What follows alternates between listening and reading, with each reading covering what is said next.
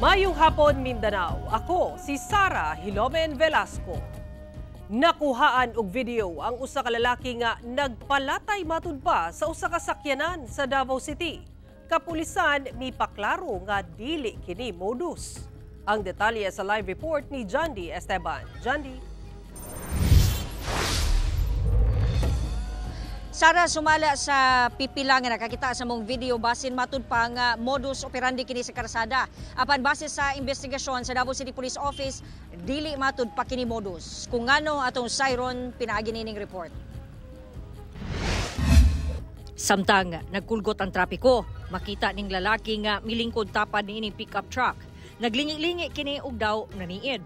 Taud-taud pa, mihigda kini ilawom sa sakyanan duol sa ligid. Dihang wala pa miabante ang pick-up, mibalik kini og lingkod.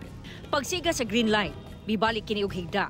Gisinyasan pa sa nagsunod nga sakyanan ang driver apan wala kini panumbalinga. Hangtod sa nalatayan ang lalaki. Nahitabo kini ni atong April 21 sa gabi sa Carlos P. Garcia Highway sa Angliong Tobuhangin, Davao City. Sumala sa Davao City Police Office, gibutyag sa pamilya nga doon na matud pay problema sa pangisip ang maong 49 anyos nga lalaki. Hinuon na settle ra kini kay giabaga na sa driver ang balay ronon sa ospital ug ana na sa luwas nga kondisyon ang lalaki. Ginasulayan pa sa GMA Regional TV1 Mindanao nga mukhaan og pahayag ang pamilya sa biktima. Giklaro sab sa DCPO nga dili kini modus, gumikan do na manggod pagtuo ang uban nga posibleng modus sa karsada kini sama sa modus nga sagad matala sa kauluhan nga kuno magpaligis aron mangayog kwarta sa driver. Gipakita matud pa sa banay ang mga tambal nga ginatumar sa maong lalaki apan ginapaabot pa sa kapulisan ang medical history record niini. Nahitabo ni siya nga nagpaligis na gawa silang panimalay wala nila na nabantayan. Sumaotong nahitabo. Nag-request pud ta kung na-record ba no from the doctor nga nag-ano gyud siya kanang naadog siya sa hospital. Psychiatric examination result mo na ito ang gina-request ma'am sa family. But then while waiting sa record ma'am, para masiguro gyud nato nga dili siya modus.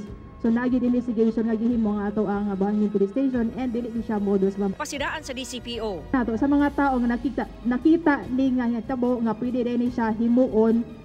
Ato na lang i-remind nga pwede sila filean og kaso. Ato na iklaro ma'am, no? Dili ni siya pwede buhaton sa mga tao nga naiplano pa lang ma'am ha.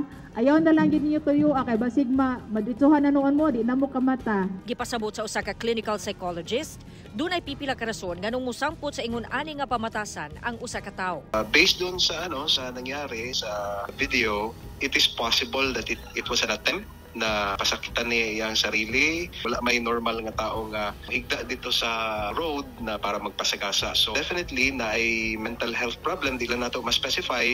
Daghan mo na siya na klase. Kunya daghan po na siya mga reasons or mga causes. Like for example, some genetic and some it is developmental or for some ay mga environmental factors. Pwede na mahimong dahilan na umabot ang tao sa inatong behavior. Alang sa mga dunay samang sakit, makapasamot o makapatukar ang pipila ka rason sama sa problema sa panimalay, relasyon o kwarta. Tambag ni Dr. Badhikan, kung dunay banay nga dunay ingon-ani nga problema, mamahimo nga magpakonsulta aron mahatagan og saktong psychological intervention. So I would really recommend na mag-undergo gud ang pasyente or ang kanang tao na og kanang formal or proper psychological testing and evaluation assessment kay para ma-pinpoint nato unsa gid ang iyahang bati at the same time maka-provide ta mo pa natong basis for psychological intervention. Sara, nagpasidaan sab ang Davao City Police Office nga kung kinsa man tong magpaligis og tuyo pwede filean og kaso samtang iyang gipahimangnuan ang mga drivers nga mag-igmat gyud kanunay aron dili mabutang sa sitwasyon sama sa nahitabo. Sara. Okay, daghang salamat, Jandy Esteban.